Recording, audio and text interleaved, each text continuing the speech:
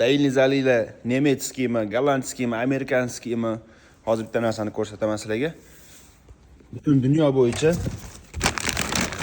Geya, Delaval, Bomatic, yana boshqa поставщикlar, ya'ni o'sha Dainizal ustunovga qilgandan keyin Afemil ayniqsa foydalanayotgan uchinchi so'skalar yetib keldi. Xudo xohlasa, buni formasi mana dumaloq bo'lmaydi, mana bunaqa uchburchak bo'ladi. O'zini stakani bor. Maxsus stakani. Stakani ham bu mo'ykasiniki. Stakani ham shu yerda bor xullas.